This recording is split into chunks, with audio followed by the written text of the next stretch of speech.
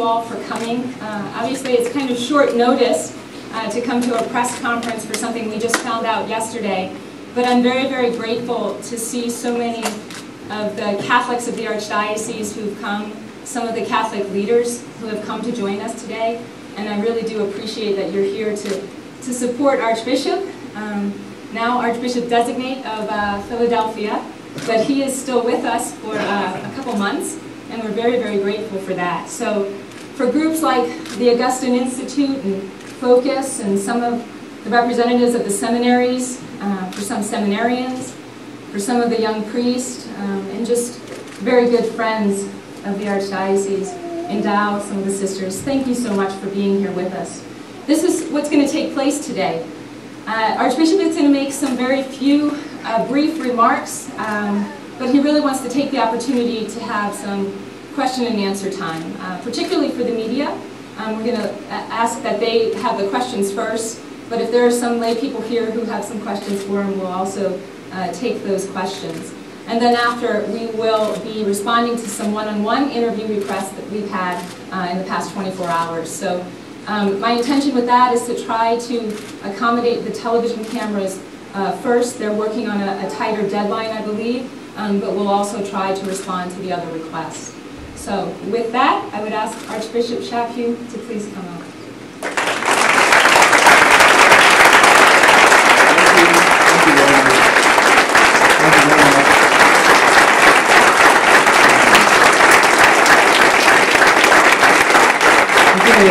Where are we going here?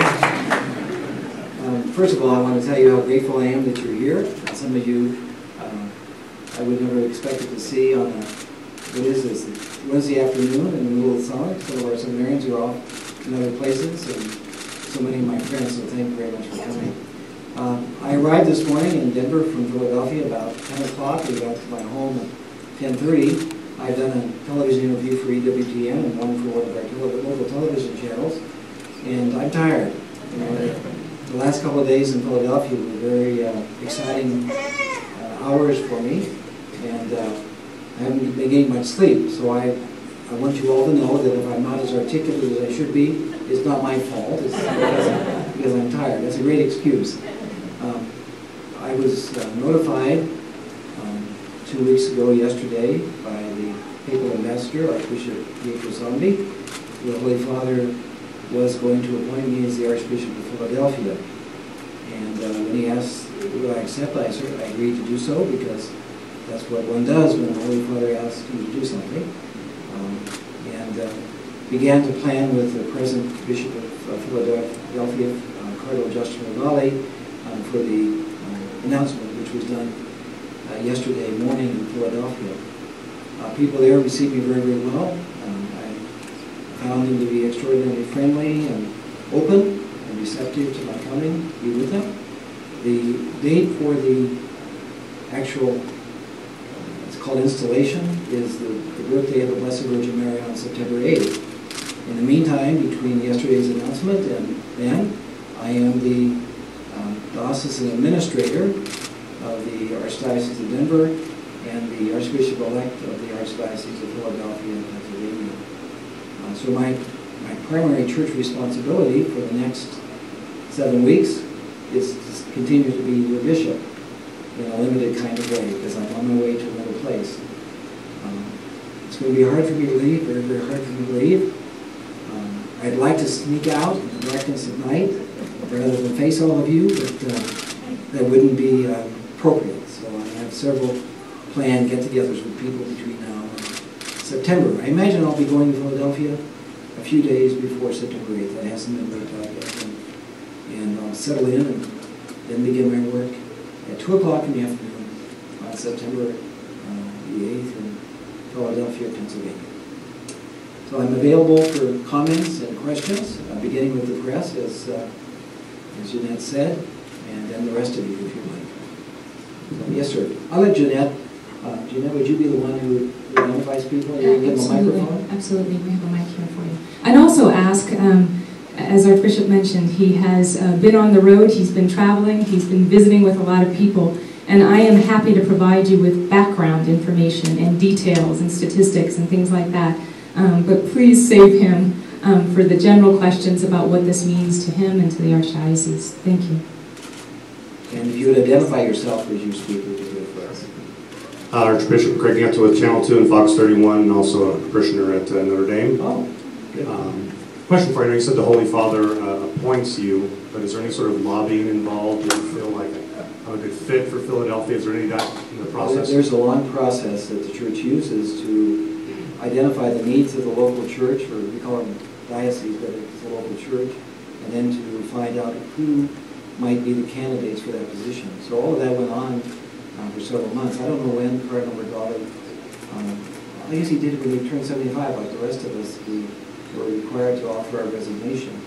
In the case of most bishops, it takes about a year or so, and that's what it took, about a year and a half before a decision was made. But there's a thorough process. Was I involved in that? No. I wasn't asked who should go to Philadelphia. I wasn't told that the process was in place. I read the news reports that some of you produced that I was rumored to be a candidate, but that's the only place I received that kind of information. I was in Rome just 3 weeks ago for the Feast of St. Peter and Paul. My good friend Archbishop Jose Gomez received the symbol of being an archbishop. It's called a pallium, and the discussion was taking place in the Holy See at that time. But I had no indication that I was a candidate or that I would be chosen. I got the information after I came home. Electa Draper, the Denver Post. Good to see you, Electa. Nice to see you. Your Excellency, what do you think is the outstanding need here, or a couple of needs? What is the work that you most see needed to be done here, and who do you think would, I know you probably won't speculate as to name, but what sort of person would be a good fit for this Archdiocese to replace you? I have a great love for the people of the Archdiocese of Denver and our local church. I felt a great unity with the priests who serve alongside me and the deacons who serve alongside me. I feel like a father to our seminarians who are here. And so who takes my place is as important to me as I'm going somewhere else. Really, it's a very, very important question. I will be asked what kind of bishop the diocese needs at this time, and I'll also be asked to nominate candidates. I won't be the only one asked. The laity will be asked, as well as the clergy here and in the region. Other bishops in this region will also be asked the same kind of thing. Electa, I haven't given a lot of thought to that question, so I think it's a very important question. So I intend to give a whole week of thought to sometime down the line here, but I haven't done that yet, so I don't know how to respond to it. So it's probably the most important question of the day, though, so thanks for asking me. Any other questions?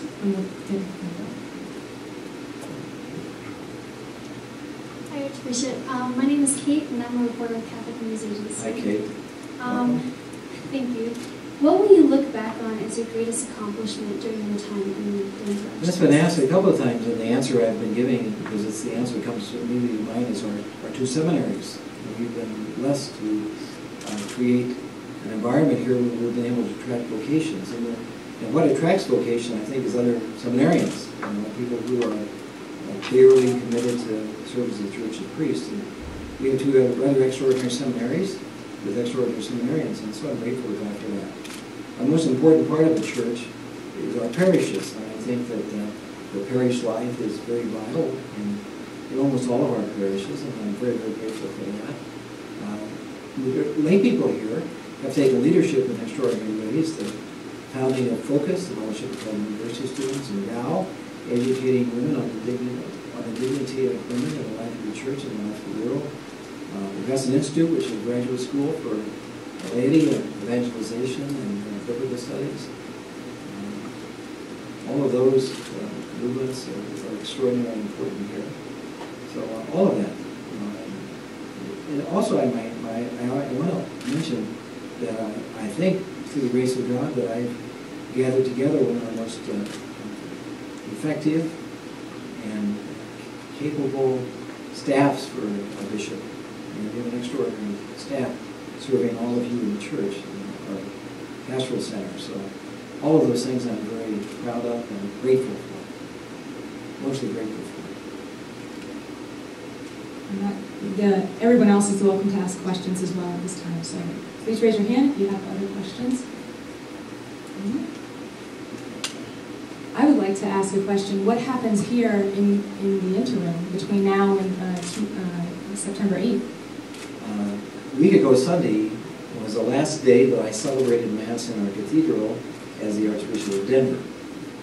No one knew it but me. And it was a very emotional moment for me because, you know, as soon as you're appointed somewhere else, you lose being the bishop of the place where you've been up to that point. So what happens between now and when I go, well, I'll continue to make the decisions that a bishop would make in the service of the church. After I leave, in a definitive way, that's what the church says, either the Holy Father will appoint someone to be the apostolic administrator of the diocese, or the College of Consultors, which is a group of priests that's been in existence for terms of 5 years at a time. They'll elect somebody to be the diocesan administrator. Although I think people can expect life will go on as it does, because as I said, the most important part of the church is the life of the parishes. But in terms of diocesan administration, there will be some waiting and expectation, anxiety to get new bishop, and then there'll be a great celebration a year or so from now, and you'll forget me because you'll have a better bishop. You'll have a better bishop. And will there be opportunities for the laity to bid their farewell? I don't know that my staff has told me what's clearly what we're going to do. I know I'm having a mass with the priests of the Archdiocese, and we have a deacon day scheduled between now and then, so I'm meeting with the deacons as a group. I'm at the cathedral every Sunday, as you know, for the 6:30 evening mass. So I think all of those occasions will be opportunities for me to greet people and tell them thank you for what they've been to me for all this time. But I'll find out, and then we'll make announcements about my availability for different kinds of things. But it's very difficult for me. It's very emotional, so I don't want to do that too many times. Hi, Archbishop. Just a comment real quick. You're going to be sorely missed. Thank you. I'll tell you that right now from all the people that I point out his use of adjective sorely means pain. Well, I speak incorrectly often, so that's okay. No, it's what people say. My name is Doug with Catholic Radio Network, and I'm just wondering what you see most exciting about this role, this move for you. Well, it's a new adventure. The image that comes to mind is the image of all of a sudden I have a new wife. And that's quite an adventure, isn't it, for those of you who are married? Especially if you don't know her in advance. And that's exactly what happens. We believe that Jesus, of course, is the bridegroom and the church is his bride. But those who serve the church as bishops are stand-ins for the bridegroom. And so it's pretty exciting to get to know the group of people and see their gifts. The Archdiocese of Philadelphia is a strong and noble church. It has a history that's extraordinary. It's the only place in the United States where there are two saints in the diocese. St. Catherine Drexel is buried there, and also St. John Newman, who was the bishop of Philadelphia. So I have quite a standard to live up to in terms of the bishops there. It's really, the history is extraordinary. And then there's the history of Philadelphia as a city of our country. The Declaration of Independence. All that foundational history of our country is based in and around Philadelphia. And those of you who know me know that our country is very important to me too, and our Constitution, and all that that's meant for our country and also for the world. So to be part of that, historically now, be part of the history of Philadelphia is really a very extraordinary thing. So I guess I'm looking forward to that. I'm going to miss Denver very much, but there's some compensating things there, rather extraordinary things. Hi, Archbishop. Yes, Jeremy? As you mentioned earlier, Denver's become kind of a beacon in terms of the new evangelization. And is that something that you think is unique to our city, or is that something that you're going to be intentional about taking with you to Philadelphia? Obviously, it's a call for all of the church. How do you see that being played out? I think since World Youth Day, Denver has been unique in the United States. The Holy Father began a process of new evangelization. I think it's continued. It's not the only place. There are other places that are just as proud of their history as we are of ours. I hope that Denver has taught me to be a particular kind of bishop, and I'll carry part of our vision and charism to the places where I go. So I can't imagine not being enthusiastic about that in Philadelphia too. We have another question here. Archbishop, since you brought up wives and personalities, I was wondering, what do you think the big difference is, just other than size and the fact that Archdiocese is facing some real tough issues right now? What do you think is the biggest difference in personality or in the type of people or the character of the Archdiocese? Do you have a sense of that yet? I don't really. I've spent, before this trip, I think I was in Philadelphia 5 or 6 times, and never for very long, and never with a sense that I want to get to know this place because I have to be or something. I did live in western Pennsylvania, the Pittsburgh area, for 10 years, so I'm not a stranger to the Commonwealth of Pennsylvania. I taught actually in the university system of western Pennsylvania, Slippery Rock State University, as well as our seminary. So I came to know and love Pennsylvania, people there. There's a greater, I think, diversity, I think, in Pennsylvania than there would be here. The people there are very proud of being Philadelphians. It was obvious, already they have a fierce loyalty to their city and to their sports teams. That's a certain way. But I don't really know enough to make the comparison. That's part of the adventure. It's like, I've often joked with the young adults of this community, there's lots of them who are looking to get married. They ought to let me handle that for them. That I would be a marriage broker, and I plan their weddings for them, their marriages for them. And they do that in many countries, and it works out just as well as a man in love and the way we choose spouses here. But the church still does that when it comes to bishops, that we are given our bride rather than choosing a bride. So I think it'll work.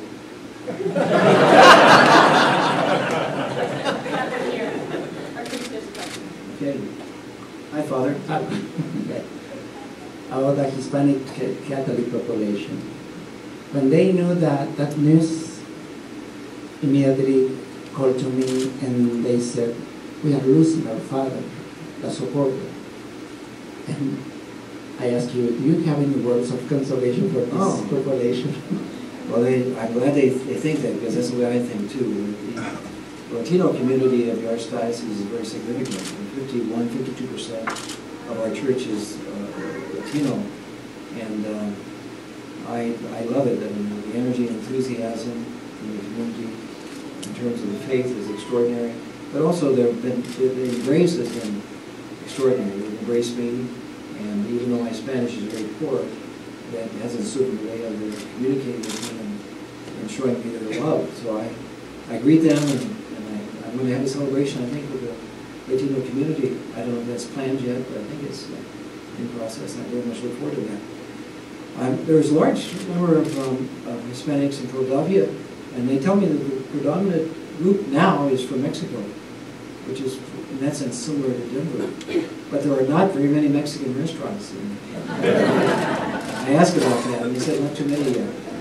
So I'm sure that the community there will be as warm and loving and faithful as the group here. But I'll miss them very much. We have time for maybe 1 or 2 more questions, if there are any.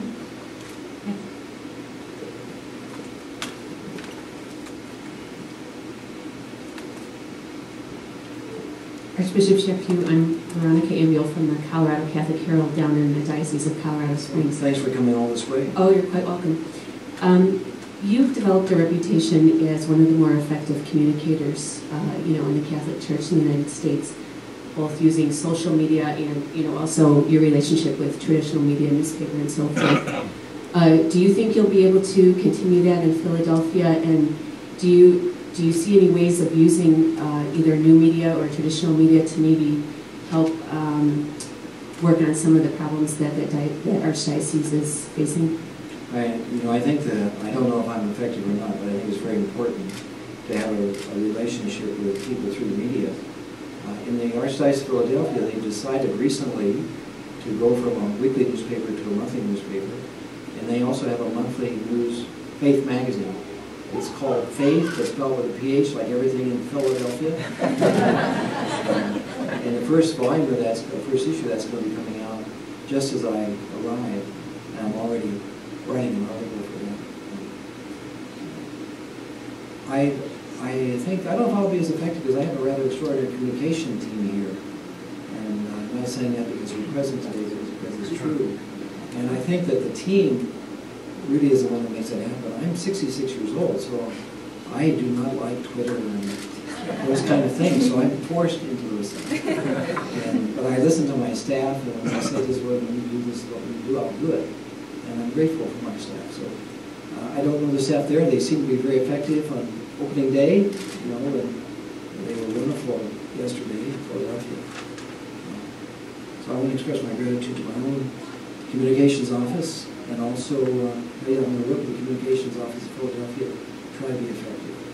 Thank you very much, Archbishop. I know that yesterday one of the big surprises in Philly was your openness in talking with the media and spending quite a bit of time with them, and your frankness and your directness, and we're always grateful here that you've done that, and I know the media who are present are also grateful for that openness. So thank you very much for what comes next? Today. Now we're going to do some one-on-one interviews, and we appreciate you just hanging on while I organize that schedule. We are going to take the television media first.